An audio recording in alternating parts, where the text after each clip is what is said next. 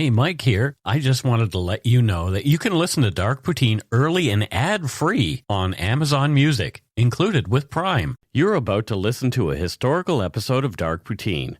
After episode 149, you will find Scott is no longer with the show. In an effort to maintain continuity and offer listeners as many episodes as possible, we are leaving the episodes in which he co-hosted intact. Thank you.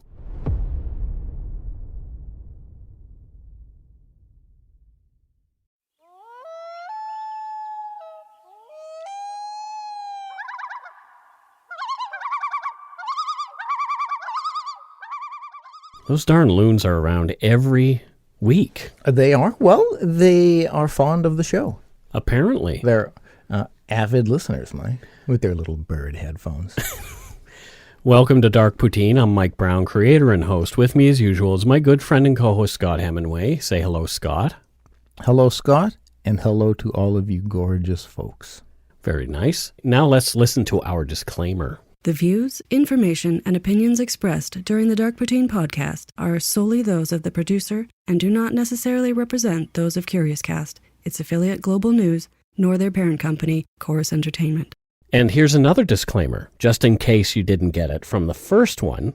You can't have too many disclaimers. No, for a lot of different reasons. Dark Poutine is not for the faint of heart or squeamish. Listener discretion is strongly advised. Mm-hmm. We are not experts on the topics we present, nor are we journalists. We're two ordinary Canadians chatting about crime and the dark side of history. That's it. We're not reporters. Oh, hell no. We are not. Oh, good God, no. That what a disservice we would be doing to journalism if that's what we were. Exactly. We're just trying to tell a story. Yeah. Put on your toque, grab yourself a double-double and an Nanaimo bar. It's time to scarf down some Dark Poutine.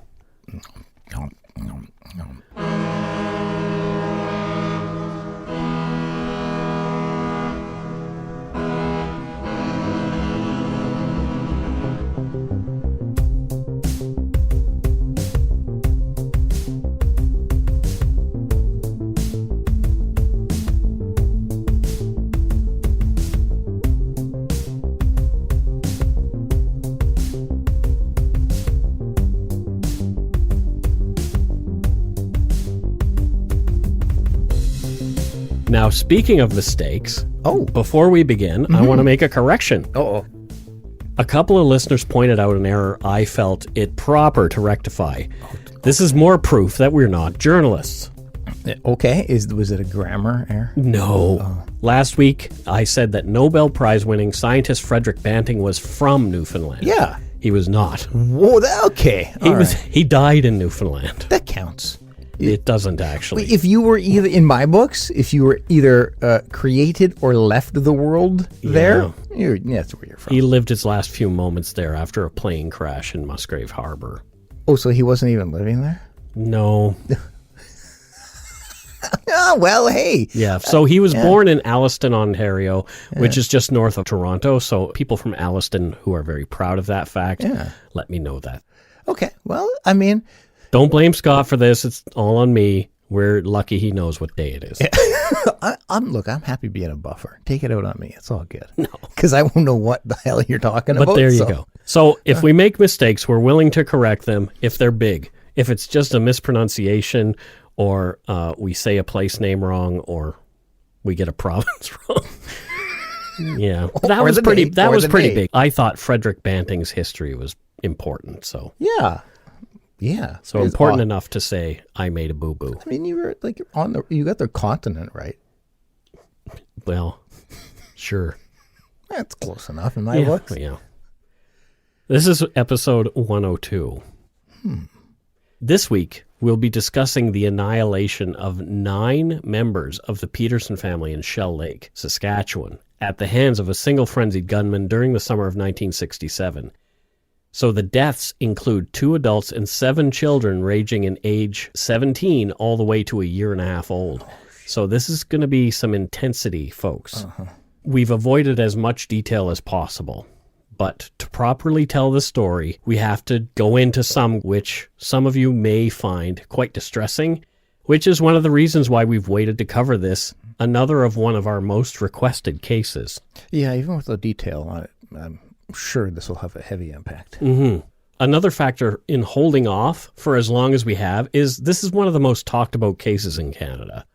A number of other podcasts have covered it, including Canadian True Crime and Occulte Veritatis, so you may be familiar with this story. Our hope is that we can give this well-known case a bit of a fresh perspective, as is our goal with every case. Yeah. This is Murder in Shell Lake, the Peterson family slayings. Okay, let's get into this. Much of the research from this episode comes from numerous historical news articles on the events surrounding this case. 2 articles in particular were written by David Carmichael, and he was a reporter for The Canadian in the 60s. Oh. And another valuable resource has been Winnipeg author Peter Tadman's book, first printed in 1992, and it's called Shell Lake Massacre. Some Winnipeg representation. Yeah. The website for the village of Shell Lake, Saskatchewan claims it is currently home to just 152 people. In 1967, the time this story takes place, farming was more lucrative on the Canadian prairies, and another 100 people called the little community home. So 250 people lived there. Even in its heyday, that's tiny. Very tiny. Wow. The village is located 135 kilometers from Saskatoon and 90 kilometers west of Prince Albert. I know Saskatoon. I've been through Saskatoon. Good. Yeah. Yeah. It was nice. I liked it. I like it too. The community is now known more as a recreational area than for farming. From villageofshelllake.ca, quote, "We are surrounded by lakes, hills, forest, and farmlands. Here you can fish, swim, canoe, hike, go on horseback rides, take an overnight wagon trek." That sounds fun. Whoa. Golf at our 18-hole golf course, try miniature golfing, or just relax at our campsite near the lake. This is the place you can come with your family, let your kids run and play, and enjoy the friendly, small-town atmosphere. We invite you to come and relax, revive, and rejuvenate at our oasis in the parkland, end quote. I'm there. I'm there, that too. That sounds like I could really use a whole bunch of that right now. It sounds lovely. Right? Yes. Let's go, Mike. We'll hold hands and all. The tiny village museum boasts highlights of life around the area throughout its colonial history. Especially notable in the area's past is the importance of the CN Railroad, which passed through. Mm-hmm. It sounds like a quaint little place, and I love little towns like that. Oh, pure heaven at this point. Could you live in a small town, though? For the good majority of my life, I thought, no. Yeah. I need big city to live in. I need the convenience. Stuff going on. And I was born in a very small town, Clearwater, and I've always thought, like, well, thank God we moved away from there. Now, at 46, I'm like, oh yeah, I could really go give me the small. As long as I have like ridiculously fast internet. Yep, I'm good. Yeah, I kind of feel the same way. Yeah, like I'm totally good. Just like open my window. We could do this from a small town. Fuck, it's so true. Just imagine that, Mike, just opening your window and just hearing birds. Our friend Jack Luna does his thing from a really small place in Manitoba. Does he? Yeah. Yeah, when I visited him, I was like, wow, this is kind of cool. I could really use a whole bunch of that. It looks like it gets really cold there, though. For sure, but where do we have to go? Yeah, fair enough. If this is our living, I'm not having to, like, great. Yeah. Snow me in. Well, let's get back to Shell Lake here. Oh, yeah. Yeah, I thought this was a travel podcast. Jim and Evelyn Peterson were parents to 9 children. Large farming families were common in Canada's past. Yeah. More people to work the land. True. The Petersons lived in a modest farm home on an acreage that they had begun farming in 1945. Jim acquired the half section, which is about 320 acres of land upon returning to Saskatchewan after his military service during World War II, thanks to the Veterans Land Act. Oh, wow. So, from CanadianEncyclopedia.ca, quote, Veterans Land Act passed July 20th, 1942, following a Canadian tradition dating from the 17th century of settling ex-soldiers on the land. Mm. With only a small down payment, ex-servicemen could purchase land with the help of a government loan. Additional funds were available for livestock and equipment. Repayment terms allowed settlers time to reestablish themselves without incurring heavy financial obligations, end quote. That's fantastic. I think we should continue to do stuff like that. Yeah, it's a good plan. Yeah. Jim's half section abutted his father's quarter section, making the family farm 480 acres. when Jim's father retired and turned his portion over to Jim. Imagine owning 480 acres. Yeah. Imagine the cost of owning 480 acres. But despite what you might think about the wealth of a person who owned that amount of land, the Petersons were not a well-to-do family.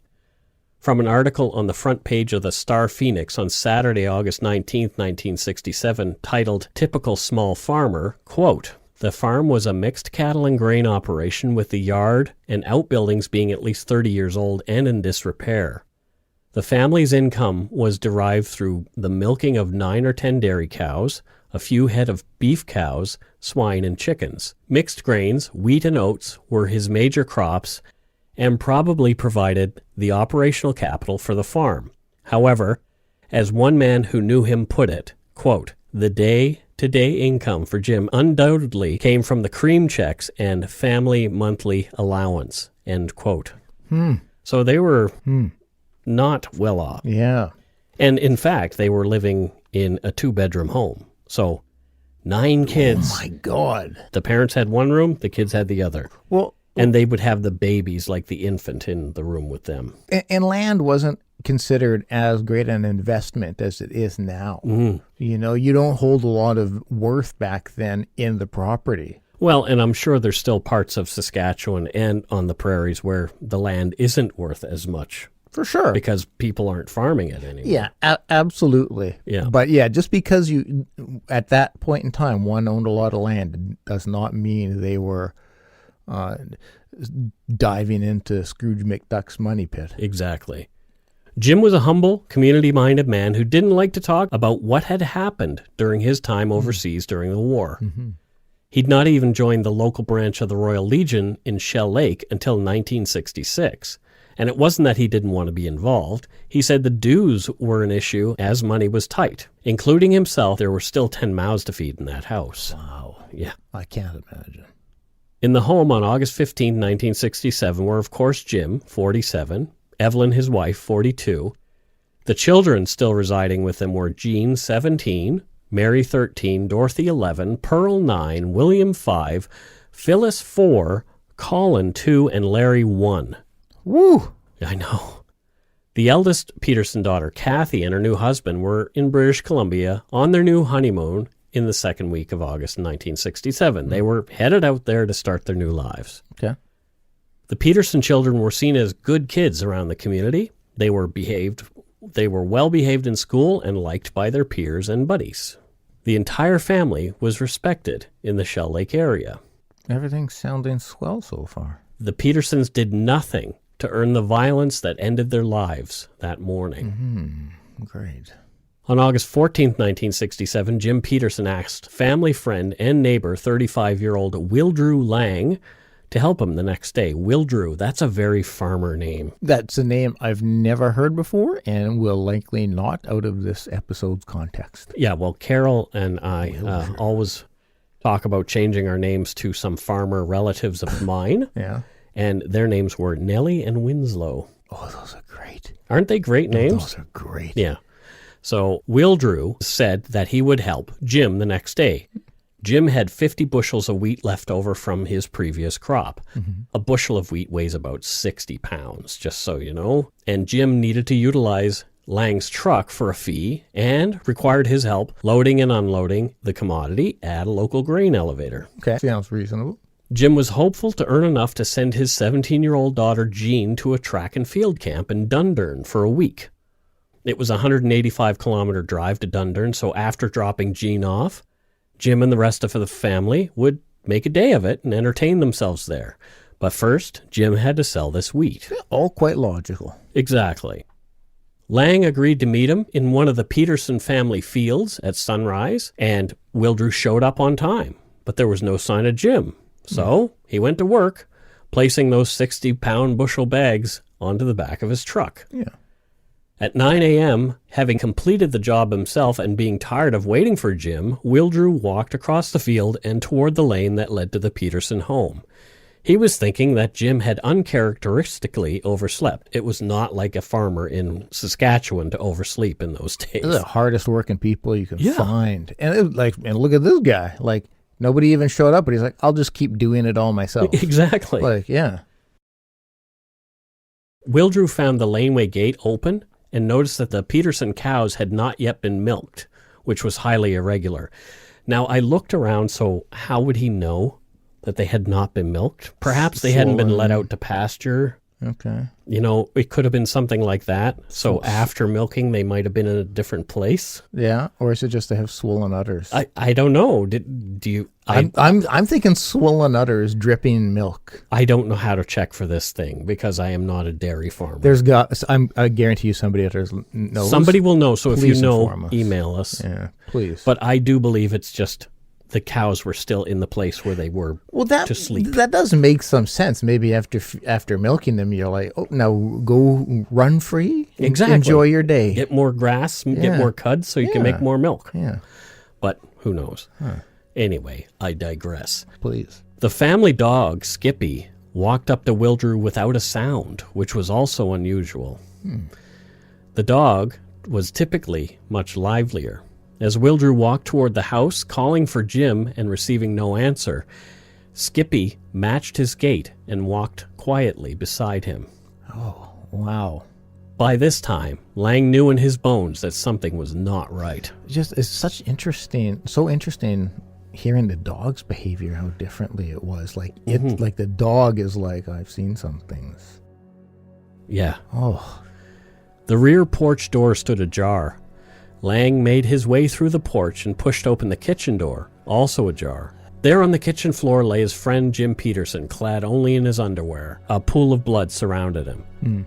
Jim had been shot 7 times. Wow. The rest of the house was too quiet. It was home to 11 people after all, and there was not a sound there now. Oh, Jesus. Lang was horrified by the thought of what he might find further into the home. Yeah. He backed out of the house and hopped into the Peterson station wagon. People left their keys in the cars those days, so Wildrew started the car and drove like hell into the village of Shell Lake, 4 miles away, to call the RCMP. My God, like, think about it now. You just you've got a phone in your pocket and you call, but like back then, he's got to drive this great distance, 4 miles, thinking about what he has seen, and like, oh, yep. He told police what he'd seen and was told to head back to the Petersons to meet RCMP Corporal Barry Richards at the head of the drive toward the home. Now, the nearest RCMP detachment was in Spiritwood, 20 miles away. Oh my God. It must have felt like an eternity waiting for that cop to come. Can you imagine? You're just standing there, like, looking at your watch. So what would it also be like if you, while farming, like an arm got severed or something? Like, how long would it take for medical care? Good luck. Jeez. Once Corporal Richards arrived, Lang was told to wait outside while Richards went into the house alone. What the corporal saw there was like the scene out of the worst horror movie imaginable. There was blood all throughout the house, on the floor, and on the walls. A March 1968 article distributed to newspapers across Canada and written by Canadian Magazine's David Carmichael describes what Corporal Richards found. Quote, on a foldaway cot in the living room, beneath a wall plaque that read, "The gift of God is eternal life through Jesus Christ our Lord," Richard found the body of 11-year-old Dorothy Peterson. She'd been shot in the head. Richards entered the children's bedroom. In one bed were the bodies of Mary, 13, William, 5, and Colin, 2. They had also been shot in the head. In the other bed were Pearl, 9, and 17-year-old Jean. They, too, had been shot in the head. End quote. Oh, my God. I don't think, if I were to, in whatever capacity, officer, friend who stumbles across it, I think my life would be ruined after having seen that. Like, the innocence. Yeah, and these kids had been shot with 16 bullets, multiple wounds for each one. Oh, my God. Such anger. The young officer, as you mentioned, had never seen anything like this, and he was shaken up, so he had to go outside to briefly gather his thoughts and get some air before continuing his search. Oh, that poor officer. Richards re-entered the bedroom where the 5 children lay dead and saw something stirring there. Under the covers, between Pearl and Jean, it was 4-year-old Phyllis. She was alive. Phyllis was laying face down and been hiding there since the murderer had left. She was miraculously unharmed, although understandably distraught and covered in the blood of her dead siblings. So at 4, you remember. I know you do. do. That's the age in which I had my stuff, some of my stuff. And that's not something that you can forget, will forget, and it will change the course of your life dramatically. That poor child. Phyllis later recalled being terrified hearing someone else in the house after the killer had left. It had been quiet for so long. When Corporal Richards pulled back the sheets, she thought it was her time to die. Oh. Richards himself was crying as he picked Phyllis up. Oh. As they left, Phyllis remembered seeing her father's body on the kitchen floor as she was carried out of the home. Phyllis was temporarily placed in the care of the neighbors across the street so Richards could go and call for backup. Yeah. It was not until more police arrived that the bodies of the family matriarch, Evelyn Peterson, and her 1-year-old son Larry were found near a rain barrel at the side of the home. They too had been shot. I'm at a loss. 9 victims, mostly children, This is crazy. 9 victims, mostly children. As I was researching, the 1959 murder of the 4 members of the Clutter family of Holcomb, Kansas came to mind, and this could easily be called Canada's In Cold Blood. Yeah. Teams of RCMP investigators, 40 Mounties, locked down the scene and began searching for evidence at the Peterson farm and nearby. The killer had left boot prints in Jim Peterson's blood. Rubber boots matching the tread pattern were purchased by investigators at the local hardware store. Obviously, word gets around pretty quickly in a rural community when something like this happens. 250 people. Right. And like 40 cops. Yeah. So you have a fifth as many police officers as are people in your village. Yeah. Right? It's almost, Yeah. Yeah. So tips poured in right away, almost 500. One was from some older women who were returning from a bingo. They'd seen an unfamiliar car near the Peterson home that night of the murders. They'd even got a partial plate. Cops checked out any car with plates that even vaguely matched. Well, and the thing is, like, you know, in a city where we live, a car in the neighborhood that doesn't normally, like, that can be overlooked so easily just because, well, there's thousands of cars a minute. Yeah. But there, where you probably rarely ever see another vehicle on this, it'll stand out. Totally. And that's why they reported it. Yeah.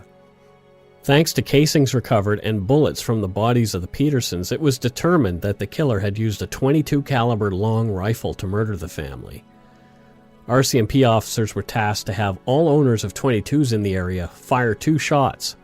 They were then to collect the spent casing to be taken to Regina for forensic comparison to those from the crime scene. And the lab had narrowed down the make of the gun to 3 possible manufacturers. So a lot of real police work is being done here right away to figure out what the heck. Yeah. Or who the heck, I should say. Yeah. Because they've got a maniac on the loose. Yeah. Yeah. That amount of people massacred, that age, the age of the majority of them, like, it doesn't get much worse. No. Everyone in the tiny village and surrounding areas were terrified. There was a killer on the loose. To quote David Carmichael's article, quote, "Farmers sat up all night with shotguns," end quote. Police had roadblocks all over the area, manned by shotgun-wielding officers, and every car was checked. They did not want to miss the killer. No. No one around Shell Lake had any idea why someone would want to murder the Peterson family. They were well-liked and stayed out of disputes. No one held any grudges against them. Jim didn't even drink. To anyone's knowledge, he'd never even been to the local liquor store. Oh, wow. He was just a straight-up guy. Yeah, I'm struggling to try to, with such violence, too, there's anger. It's deliberate. It doesn't seem like it's just, oh, I went in to rob. Well, the killer did rob the Petersons, too, but he took only $10 from the home. There was no way a sane person could justify 9 murders for $10. That's what I'm saying. Yeah, exactly. Yeah. Like, I mean, even with the worth of $1 in those days, but still. there was a want to kill. Yeah. RCMP began to think the killer might be a psychotic person, as there was no rhyme or reason to these killings. They didn't know it for sure yet, but they had hit the bullseye with this line of thinking. Oh, good. Okay. And we will break right here. Whew, catch my breath. If you're looking for a smoking gun, I can absolutely guarantee you will not find it.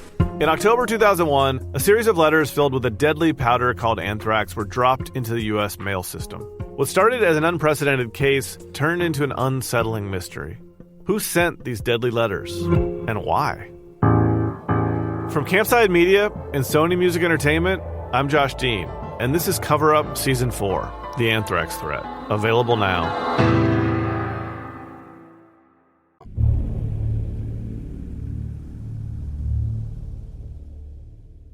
And we're back. Through gathering evidence left by the killer, studying the scene and the jumbled accounts given by 4-year-old Phyllis, police were able to draw a timeline of the events of the crime.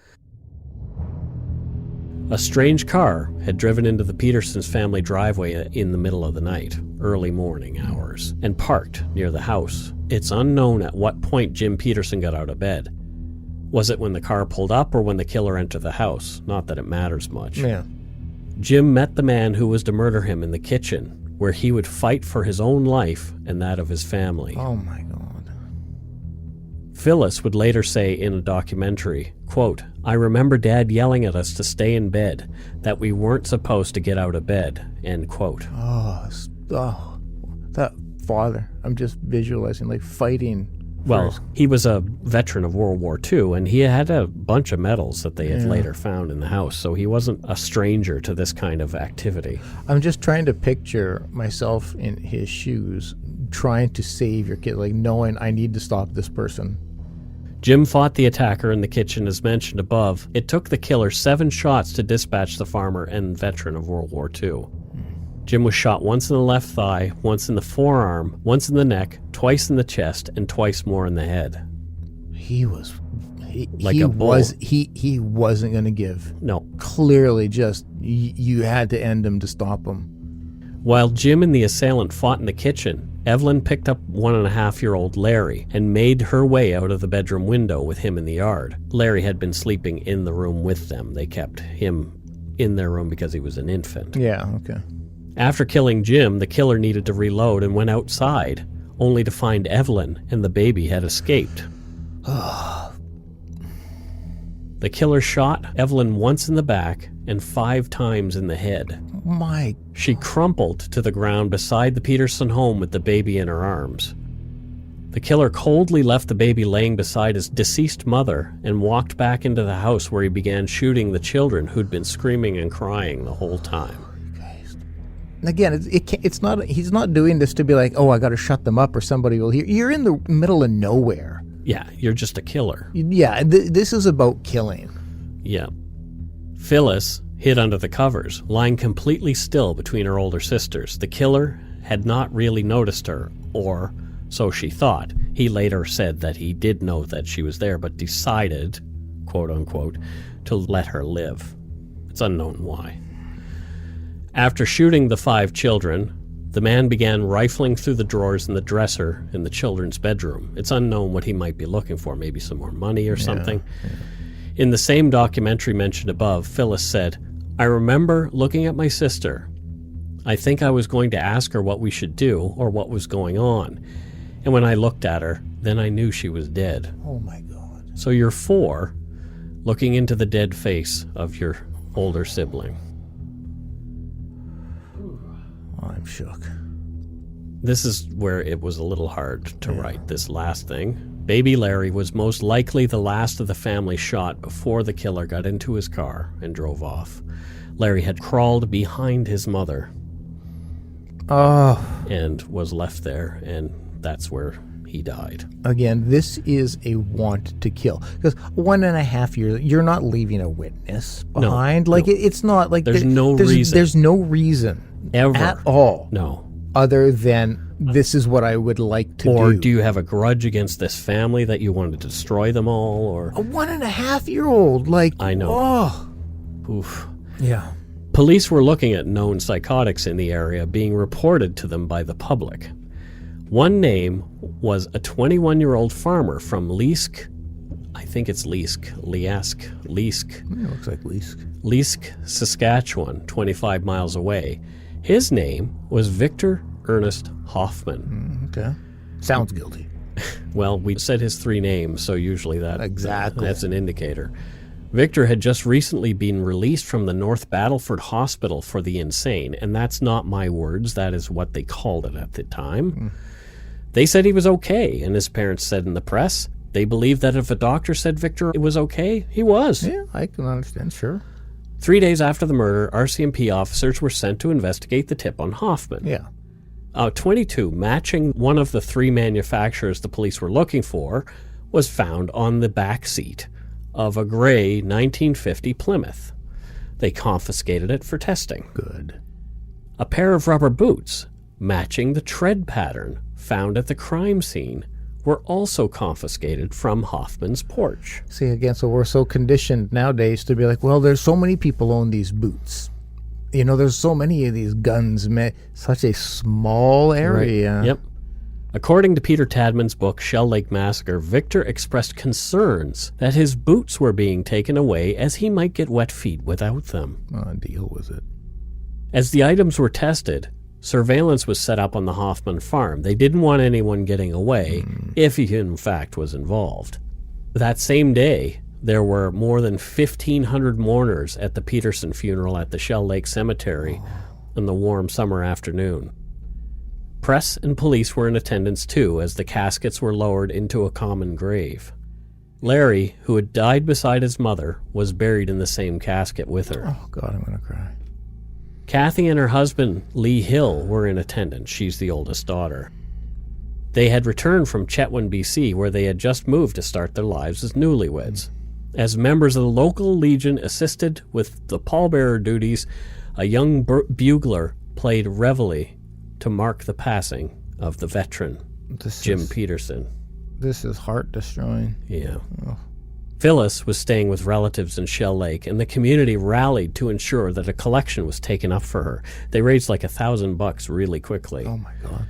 The laboratory confirmed the next day that the gun used in the Peterson murders was the exact same one that had been taken from the back seat of Victor Hoffman's car. At 5 p.m., Victor Ernest Hoffman was taken into custody. Good. The police found Hoffman in a field working with his brother. Victor was cuffed without resistance, then driven back to the RCMP detachment 80 miles away in North Battleford by Corporals Gothrop and Noland. From David Carmichael's article, quote, Gothrop asked Hoffman if he had a .22 caliber rifle. Hoffman replied yes, and the cops took it. He thought for a moment, then said, "If that gun killed the Petersons, does that make me a murderer?" What a weird question. The police did not give him an answer, but Fraser asked him what kind of person would kill the Petersons. He was another RCMP officer who was there. Hoffman replied, "They'd have to be crazy." Gothrop said it was a good thing 2 of the Peterson children were still alive. Hoffman stiffened, but made no comment. On the outskirts of North Battleford, the cruiser passed a cemetery. Hoffman studied the tombstones. "There are a lot of dead people in there," he said quietly. End quote. Oh, what an odd bird already. Yeah. During interrogation, at first Hoffman denied having committed the murders, but police pressed him. The treads of his boots matched the bloody footprints at the crime scene, and his rifle was definitely the same one that had been used. Also from Carmichael's article, quote, Gothrop said quietly, "You might as well get it off your mind." Hoffman lowered his head. A minute or 2 passed. Then Hoffman stood up. "Okay, I killed them," he told the Mounties. "I collected 17 cartridges. I tried to change the rifling. I thought I'd pick them all up. I should have burned down the house. Then you'd have never found them. I don't know what made me do it." End quote. I suspect he does. In a tape-recorded interview with RCMP, Victor Hoffman began to recount the harrowing story of what happened at the Petersons' home. Even though the interviewing uniformed officers had left their sidearms outside the interview room, Hoffman motioned toward their holsters and said, quote, "I could grab one of those guns and kill you all, but I can't kill any more." End quote. Interesting. In a monotone voice, he told officers everything he could recall from Carmichael's article. Quote, "Even when he describes how the children screamed and begged for him not to kill them, even when he describes how Mrs. Peterson pleaded for her life, even when he describes how Jim Peterson took bullet after bullet and still kept coming at him, his voice never loses its matter-of-factness, its casualness. Even when he tells of his own revulsion afterwards, how he might have shot himself if he had known where his heart was. After he had seen how hard the Petersons had died, that voice remains totally devoid of emotion." End quote. Yeah, we hear that often. I mean, Gary Ridgway, BTK. Mm-hmm. You know, when you hear them telling of what they've done, it's just like they're reading a very boring story. Or a very bland story, not boring. Yeah. The arrest of Victor Hoffman was announced to the press and newspapers on Monday, August 21st, 1967. They published photos of the admitted killer. He was still clad in his work shirt and jeans and seen flanked by RCMP officers as they led him to and from his arraignment, where he'd first faced 9 charges of capital murder. As the 50 or so spectators, including the eldest Peterson daughter, Kathy Hill, packed into the tiny courtroom, looked on, Hoffman was remanded to the North Battleford Hospital he'd been released from just weeks before, and they wanted to do a psychiatric evaluation on him for 30 days. Understandable. Hoffman's response to this was, quote, "Does that mean I'll get the shock treatment?" End quote. I don't think he could get enough. Well, outside the courtroom, at least 300 people gathered to get a glimpse of the gunman. Neighbors began speaking to the media about Victor Hoffman. As is often typical, the words shy and loner came up again and again in interviews, followed by an exclamation of shock and surprise at what he'd done. Yeah. In that same article by David Carmichael, titled "I Could Never Kill Again," Victor Hoffman's mother Stella and father Robert related their memories of Victor as an overly sensitive and odd boy. Quote, "Victor Hoffman had always been a strange child. His mother could tease the other 5 children and get a rise out of them, but she couldn't get a rise out of Victor. When she teased him, he would pull away from her and lie down on the couch and close his eyes. No one knew what he was thinking. He was still a baby when he had his first temper tantrums. They weren't ordinary tantrums. They were frightening. Stella Hoffman remembers how he would lie on the floor and bang his head against it, and how she would have to hold him in her arms until the wildness passed. And there was this hair pulling. No matter what she did, she could not get him to stop it. He would tug at his hair until it finally came out. Although she flicked his fingers with a pencil when she caught him doing it, he persisted until he created a permanent bald spot on the side of his head." End quote. That is pretty fascinating. So he was a bizarre little dude. Yeah, there's definitely something a bit odd going on. I mean, while I was writing and researching, I don't know if I'm correct, so I'm just speculating. The word autism came to mind. Yeah. And I don't know if he was displaying autistic behaviors because I'm not a doctor or anything like that, but my lay person's ideas of the development of it lead me down that road. Yeah, it's a distinct possibility, and there I can see why you would feel that and think it. Yeah. He was fearful of people and social situations. He often seemed to be inhabiting his own planet. He hated school because it demanded social interaction. Yeah. He spent much of his time alone, even at home with his family. And one thing in this article that Carmichael wrote mentioned his mother noticed him just out staring at the stars, for hours on end. Victor claimed to suffer from frequent headaches he said were due to pressure in his skull. He'd wear a piece of cloth around his head to help with the pain. And he also stated that at times unseen hands would come out of the ether and choke him. Okay. Yeah. He dropped out of school after flunking the 9th grade. Just months before the murders of the Petersons, Victor had a violent psychotic break with reality. From Carmichael's article, quote, on May 27, 1967, he stood in the farmyard and fired 3 shots into the air with a .303 rifle. And a .303 is a deer rifle. When his mother asked what he was doing, he simply told her, "I shot the devil." Oh, okay. That afternoon, at Victor's request, Reverend Edward Post, pastor of the nearby Lutheran church, came to the Hoffman farm and talked to Victor for about half an hour. Stella Hoffman couldn't hear the conversation, but later, as Victor and the minister were standing in the yard near the minister's car, she heard Victor tell him, "I want to kill Mom." That evening, Victor said something about devils and angels. The next day, the Hoffmans took Victor to a doctor who suggested they take him to a psychiatrist.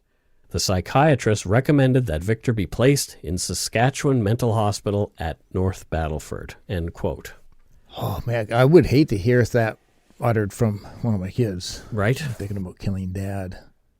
Yeah. Oh. Here it was discovered that Victor had been having hallucinations. One vision that kept recurring, Victor claimed, it had haunted him for 10 years, was a threatening visage of the devil, black, tall, and nude with a long black tail. The devil wanted Victor to sell him his soul or suffer for eternity. Neither are good options. He said he'd seen God and angels as well. Now, this is all before he kills the Petersons. Months before. And this was all documented? This was all all part documented, of the... yes. Okay, all right. Victor was diagnosed as a chronic schizophrenic and put on a high dose of Haldol to manage the hallucinations. He received 12 shock treatments through the month of June. At one point, according to Carmichael's article, he said, "At least I'm free from the devil." Now, shock treatments, they are now called ECT or electroconvulsive therapy. It's a medical treatment still used today, and it is commonly used in patients with severe major depression or bipolar disorder that hasn't responded to regular treatments. From Wikipedia, in the 1940s and early 50s, ECT was usually given in an unmodified form, quote, Yeah. without muscle relaxants, and the seizure resulted in full-scale convulsion. A rare but serious complication of unmodified ECT was fracture or dislocation of the long bones. Jeez. Sounds brutal. Yeah. In the later 50s and 60s, when Victor got his 12 shock treatments, a muscle relaxant would be given to patients to modify the convulsions, but they would still be awake for it. Yeah, my understanding is my mom is a retired psych nurse. My understanding is nowadays, currently, it's a pretty passive treatment, but... Yeah, according to a psychiatry.org article on ECT today, the practice seems more humane. Yeah, exactly. At the time of each treatment, a patient is given general anesthesia and a muscle relaxant, and electrodes are placed to the scalp at precise locations. The patient's brain is stimulated with brief controlled series of electrical pulses. This causes a seizure within the brain that lasts for approximately a minute. The patient is asleep for the procedure and wakens after 5 or 10 minutes, much as from minor surgery. The most common side effects of ECT on the day of treatment include nausea, headache, fatigue, confusion, and slight memory loss, which may last minutes to hours, end quote. Yeah. I think people still, and I get it because it's quite sensational, have they view those early treatments as how it's continued to practice. Mm-hmm. Well, when I was in the hospital myself in the 90s, I saw a patient come back from an ECT session, and for hours afterward, she sat just like a zombie in the corner, and she didn't know who any of us were. She said later that it did help, but she'd been in and out of hospital multiple times over the years for the same procedure. Like, she had had multiple rounds of ECT over the years. So can you imagine, you have to go back in and get ECT year after year after year because your depression comes back? I certainly wouldn't want that if it helped with my depression. I would say right. bring it on. But to me, it was pretty scary to witness that, to see, because I knew her personality going in, and then I saw her personality afterward, and really, she was not the same person. But how much of that could have been the medications they gave her to make her drowsy and out? No, it was like days after. Shit. And they say hours, but it was literally days. I noticed she was very, very different. Wow. So it's not something that I'd like to go through. Yeah. No thanks. Yeah.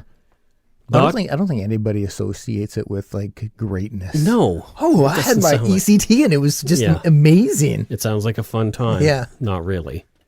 Doctors in North Battleford released Hoffman into the care of his parents in late July, feeling him fit to resume life outside and on the farm.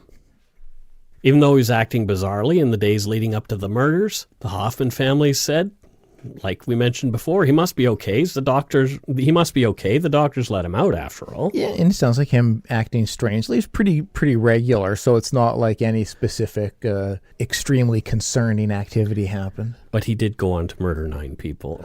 Well, there was that. So his psych assessment after the murders determined he was insane. And what we now call not criminally responsible when he murdered the Peterson family.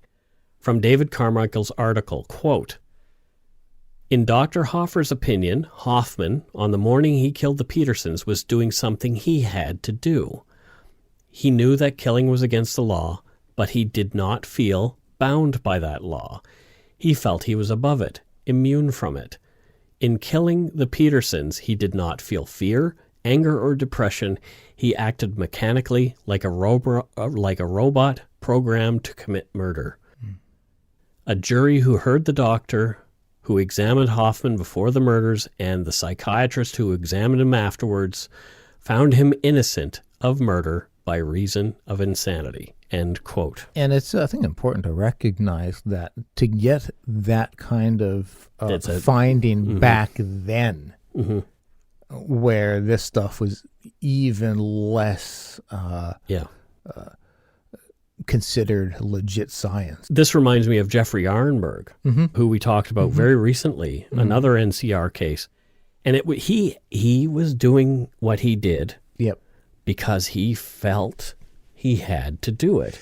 Yeah. He believed there was no other way for him to get through his life unless he committed these acts. It's if you don't suffer from schizophrenia, it's impossible to fully understand what it is like. You know, you see, there's some good movies out there that do, I can only assume do an accurate portrayal, but it's, you're convinced, like what you're doing isn't, you're not questioning whether it's real or not. What you're doing, it needs to happen. Carol and I have a relative who suffers from schizophrenia. You've mentioned, I believe. Yeah. Well, I have 2. Oh, but this other one, he talks incessantly about Nazis and believed his girlfriend was a famous person and all this kind of stuff. And he really believed those things. To them, it's as real as you are sitting in front of me. Yep. Like, it's not, there's no questioning. It's not like, is Mike not, like, you're convinced like that is real. Yeah. I can't imagine being at that point. I mean, I've been in psychosis, but only for a brief time. I can't imagine that being your default state. You're 21 years old, living your entire 21 years. Since he was 10 years old. Thinking that these things you're seeing are real and that what you're hearing is real. Yep. Having these conversations with people who aren't real, but to you, it's real. Yeah. And I'm not at all trying to say what he did is excusable. No. Because hell no. But, you mean...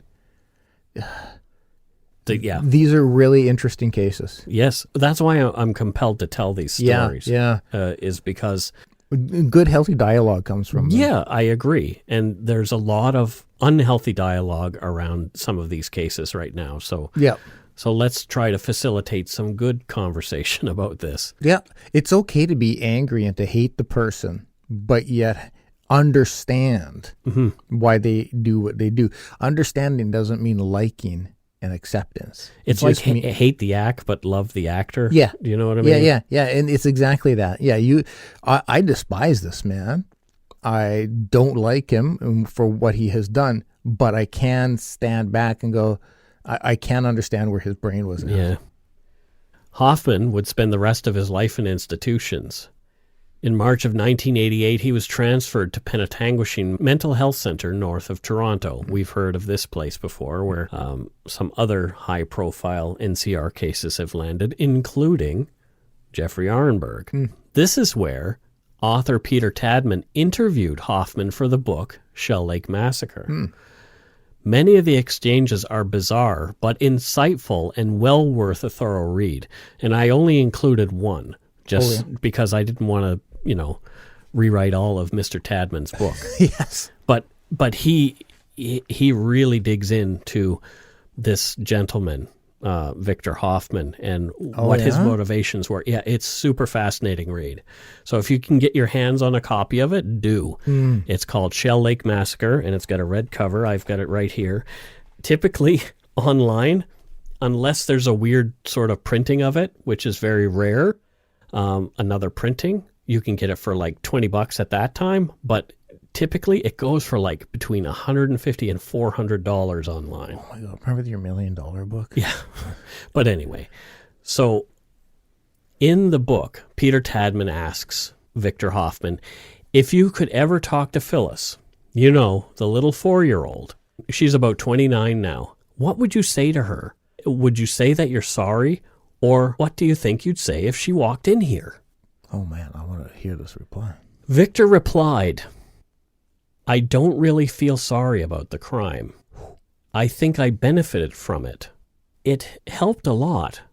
I'm sorry that her brothers and sisters are dead and her parents. I imagine that I could apologize to her, but I don't believe that it would do any good. They're already dead anyway, so what's the sense of saying you're sorry? She'll say, maybe you're sorry, but when are you getting out? And he giggles at this. And that'll probably be never. That's why I say it's very odd interactions that he and Mr. Tadman have in regard to this. It's so analytical and void of emotion. Right? Like he can't connect to it somehow. I talked about it in the Jeffrey Arenberg episode. Because Arenberg said similar things. Yeah, just like a complete disassociation from what he'd done. Understanding emotions, yep. Especially in others. Yep. Wow. Victor Ernest Hoffman died of cancer, still under care, in 2004. Newlyweds Kathy and Lee Hill took in 4-year-old Phyllis Peterson, the only other surviving member of the Peterson family. They raised her until she was 15 when she moved in with an aunt. She was married in 1986. Phyllis also spoke to Peter Tadman for his book. She spoke about her memories and how she'd been constantly asked to talk about the events of August 15th, 1967 over the years. She seemed throughout the interview to have adjusted well considering what she'd gone through so early in life. Oh my God. In the book, Tadman asks, what do you think of him, referring to Hoffman, as an individual? Phyllis answered, as an individual, he's a sick person. I mean, I've never seen him, but I'm sure that if he has good days type of thing, like some people do, I'm sure that he regrets what he did on those good days, if in fact he does have good days. I don't know. I don't know how sick he is. I don't know what his personality is like. I don't really blame him either. It was him who did the actual action, but as a person, I don't think he had what it took upstairs to be able to lay blame on him. I don't think his mind was there, and you can't blame somebody who doesn't have a mind for doing something. Holy shit. What an amazing... insight. I don't think many people can fully understand the strength that in being able to be that objective. Mm-hmm. Like that is strength. Yeah. That is a really, really special person. Well, she wasn't always so kind in every interview. For sure. But sure. She later said in the documentary about the murders, they say he's insane. Well, he must be. No sane person would have done what he's done. Yeah. I'm sure there are days when she's far less sympathetic. Well, Phyllis herself passed away in May of 2019. Oh. She's buried in Shell Lake, Saskatchewan, which is fairly close. But she spent the last 15 years of her life without the worry of Victor Hoffman being released because he was already gone. Yeah, yeah. So at least she had that 15 years of relative freedom from him. Holy shit, what a case. Yeah, right? Wow. So there you go. That is... we just covered a little bit of everything there. That's Shell Lake. So everybody has asked us to cover this, and now we've done it. So you can't ask for that one anymore. Yeah, well, I mean, you can, but it's done, so deal with it. You can ask away. Yeah, just listen. But yeah, and we will tell you, okay, done, here you go. There you go. Yeah. Oh, didn't somebody want to say, like, you guys should cover the missing feet? And I was like, yeah, that was episode 1. I have had numerous... I've had numerous requests for stuff that we've already done. Now that we're 100 episodes in. Exactly. It's understandable. It's understandable. But here's one thing I noticed, and I'm not making light of this. Here's another family named Peterson that there's murder in. Yeah, Scott Peterson. Right? The staircase. Yeah. And then you have Lacey Peterson. Yeah, you have the cop who was a Peterson. Yep. It's bizarre. It really is. Yeah, and I heard it on another podcast. You do not want to have the last name Peterson just for true crime reasons. If you do, immediately change it to like and I'm Smith not. And please, people who are Petersons, don't email me and say, "Hey, our family's fine," because I know you are. Yeah, I know you're just fine. Yeah, it just is bizarre that we keep hearing reality. Yeah. I guess it's just a common name. Yeah. So there you go. Yeah, there's not as many Hemingways out there. No, there aren't. No, Peterson. I'm sure there's a lot of Smiths. Like I went through a weird time when the young man named Michael Brown was murdered. Yeah, I remember that. Yeah, it was like, who is Mike Brown? And it was like, I just wanted, I understand it was him. Yeah. But it's also me. Yeah. It was very, very weird. And I got an email from somebody who they heard Michael Brown, was shot by police. Yeah. And somebody who they were telling this person in passing, and they thought they were talking about me. Oh, my God. Because my name is Michael Brown. Yeah, so I got this email saying, for about 20 seconds of my life, I thought you had been murdered by the police. Oh, my God. Isn't that bizarre? Yeah. Yeah. I can't imagine. So Petersons, I understand your pain. In a way. Yeah. But, I can't imagine what you would do to get shot by the cops. But I can't either. Yeah. I would have to be drinking and drugging again in some regard. Yeah. Just off my rocker. Yeah. Whew. Anyway. How about those Patreons? Yeah, let's do that. Yeah. Well, this week's good eggs are a few we've missed, and they followed my direction to email and say, hey, Mike, I think you missed me. Brilliant. Fantastic. Brilliant. First up is Kathy Shedder from St. Cloud, Florida. Thank you, Kathy. Sorry we missed you. Yep. Sorry, Kathy. Are you coming to CrimeCon? We're hoping so. Yeah, you should come. You should come. Yeah, because you live in Florida. And we know that maybe you live in, I don't know where St. Cloud is, but if it is close to Orlando, or even if it's not, just drive down and see us. Yeah, keep your peepers out for a discount code. Yeah, well, it's there. Our discount code is here. So open your peepers for the discount code.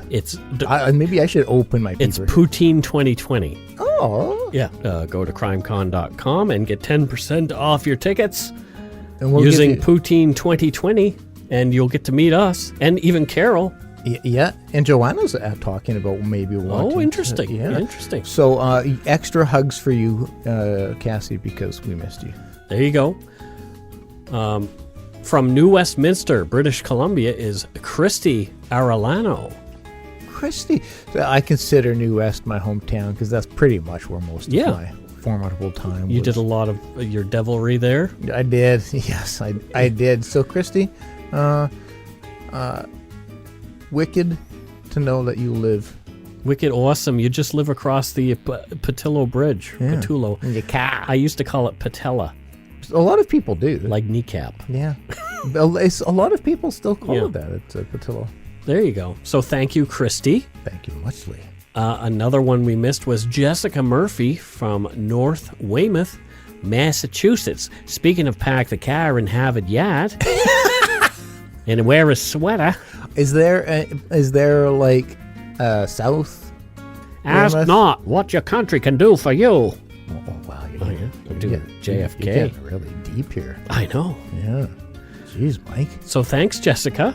Thank you. Muchos gracias, and thank you for sending the email reminder. I really appreciate the people who did that. Yeah, all of the gracias. Yeah, because we do want to say your name. There's no reason we shouldn't say it. No, we're not harboring any latent resentment towards anybody. None whatsoever. No. Nothing but gratitude, and if we could type emojis, they would be all hearts. All hearts. All hearts. Including a few black ones just because it's dark. Dark hearts. Yeah, but primarily red hearts for you. Primarily. Oh, maybe even a green one because, Next up is Aaron Ferguson from Kansas City, Missouri. Aaron Ferguson. Thank you, Aaron. Uh-oh. Super thank you. Well, here we have one. I'm not sure where this person is from. Her name is Claudia Ginty. Okay, so I'm gonna do some reverse engineering here. It looks like, well, her email might be from the United Kingdom. I don't need these tips. Okay. I can reverse engineer and deduce a lot just from the name. So what was the name? Claudia Ginty. So Claudia, that is a very Brazilian name. Okay. Very Brazilian. So I like Brazilian wax. Well, I mean, I'm sure that has origins in Brazil. So yes. Okay. So clearly, the parents are either Brazilian or huge fans of Brazil. So they named her Claudia, but that doesn't necessarily mean she lives in Brazil. So the last name was Ginty, which is a very British name. Oh, there you go. It's a very British name. So, hello, Ginty. Well, I think of McGinty. Yeah, well, as you should. Oh, Mr. McGinty, he's got his pants off again. So if she's, let's see, of Brazilian and she's Ginty. And she lives in the UK. So what would a Brazilian do who lives in the UK? We're spending an awful long time on this. Well, it needs to be. This is called science. So a Brazilian living in the UK would be working as I know. What? Clearly. There's only one job for that individual. Soccer ball pumper-upper. No, but very good guess. No, lawn bowling, grounds maintenance. Nice. Yeah. Just trimming the hedges and the grass. Yeah, it requires very good groomsmanship. Excellent. Yeah. See? Next up we have from Stewartsville, New Jersey, Amber D. Tortorelli. Oh, what a great name. Tortorelli. Yeah. Well, I know who you're thinking of. Yeah. Yeah. But that's Tortorello. That's exactly. So she's not related to the former a-hole who coached the Canucks. But man, what a lot of hilarious sound bites from that guy. But oh my God. Right? Yeah. But that's not you. So thank you. Thank you. Thank you, Amber. Yeah. Here we have her username is Never Diplomatic. Which I think is kind of funny, but her real name is, we're going to blow up your spot here, Adriana Goodson, and she's from Midway, BC. Oh, well, I've never heard of it. You've never, Midway, no, BC? I have never heard of Midway, BC either. I can take a guess as to where it is geographically in BC. Yeah. Probably midpoint. Right? Yeah. Next up, we have Cindy Campbell. Oh, that's a nice name. Yeah. Let me try this. Oh, I would love to hand this. Yes. Let's see how scientific I am. Yeah, I'm sure you're going to. So Cindy Campbell. Mm-hmm. Cindy Campbell is an animal behaviorist. Wow. She teaches animals how to behave. Okay. Oh. Okay. She's kind of like the dog whisperer kind of thing. Any specific animal, or is she just broad? Lemurs. Lemurs. Yeah, mostly lemurs. I think probably like the number one. Some kangaroos. Number one behavior to teach lemurs tend to don't throw jump poop. off the. They tend to throw poop as well. So she teaches. Do? Yeah, she teaches them how not to do that. Don't run off cliffs. Yeah, no, that's lemmings, Scott. There's an L involved. It's close enough. Lemurs look like little robbers. But anyway, so yes, she is an animal behaviorist. Okay. Training lemurs and kangaroos and maybe the odd goat. Whereabouts would this be happening? Well, Antarctica. Okay, so I'm not trying to like poke holes in your But there's an Antarctic zoo. Is there? Sure. Okay, and lots of lemurs and kangaroos. Yes. I'm gonna trust you on this. They all one. have like little parkas on Do and they? stuff like that, and they have like glove warmers. Okay. And a lot of the smaller animals, the kangaroos, are nice, and we'll keep them in their pouches. Okay. Yeah. Oh, I'm going to put my trust in you with this one, Mike. Well, I have to put my trust in you every week, so this is what. And have I let you down? Often.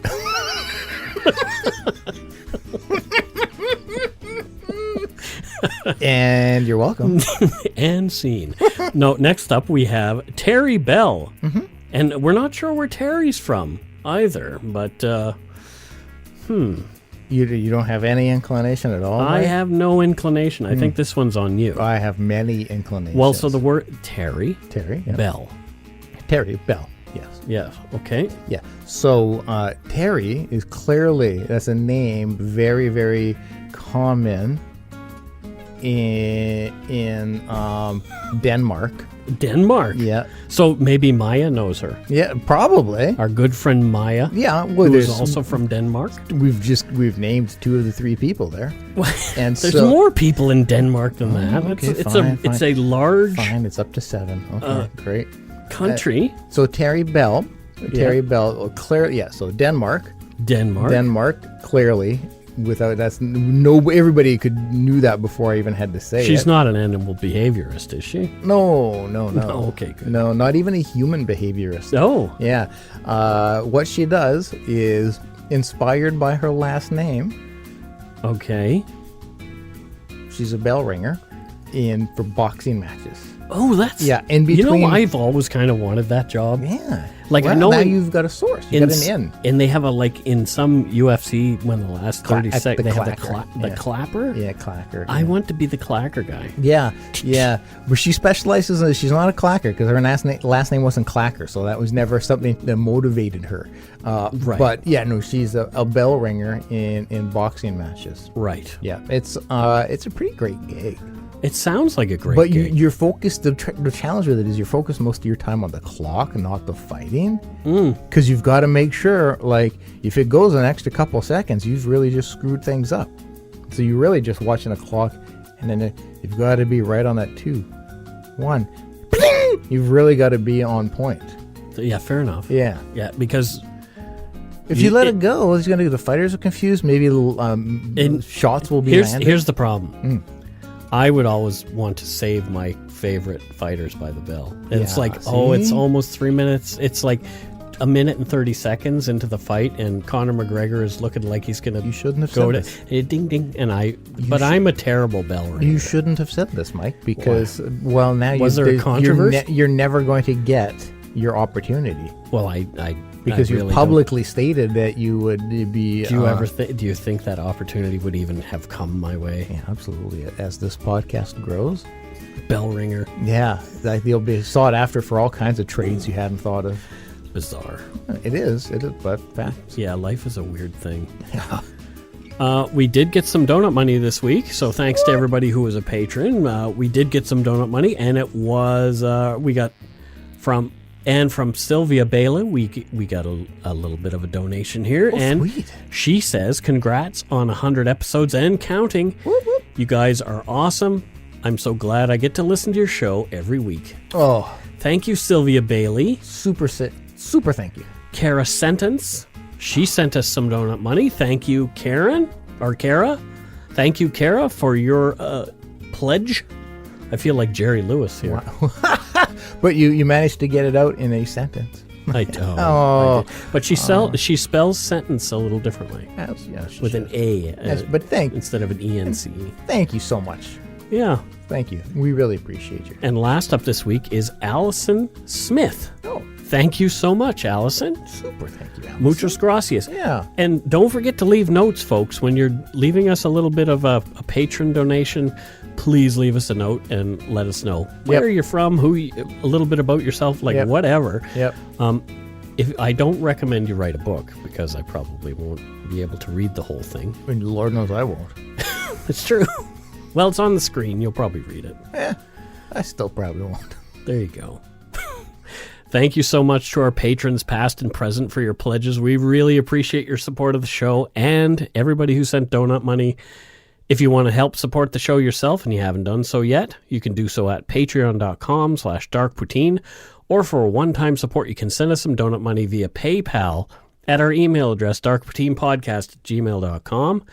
Don't forget, we are going to be at CrimeCon in Orlando, May 1st to 3rd, 2020, and the promo code is Poutine2020. Use it. It will help the show, and you'll get 10% off. What was that code again, Mike? Poutine2020. Poutine2020. And we're working on a new phone number for you folks. That's a toll-free number, so everybody who has hesitated to call us because you think you have to pay long distance, well, guess what? Screw that noise. Yeah. You can call. We've got a new phone number on the way, and it's going to be like a 1877 number. 1877, sexy bastards. No, it's not that. Check out our website, darkpoutine.com, for show notes and other cool stuff. Give us a like or a follow on Facebook, Twitter, and Instagram. Just search for Dark Poutine. Most importantly, tell your friends about us. Word of mouth is a powerful thing. Please. It's how we get a lot of listeners. It really is. Until next week, don't forget to be a good egg and not a bad apple. Bye-bye, everybody. I love apples.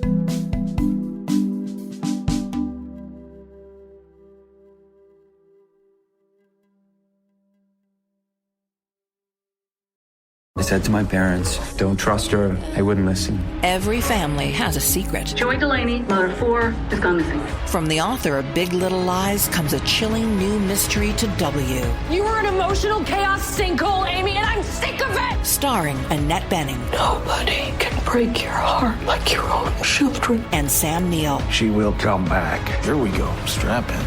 Apples Never Fall. All new Thursdays, only on W. Stream on Stack TV.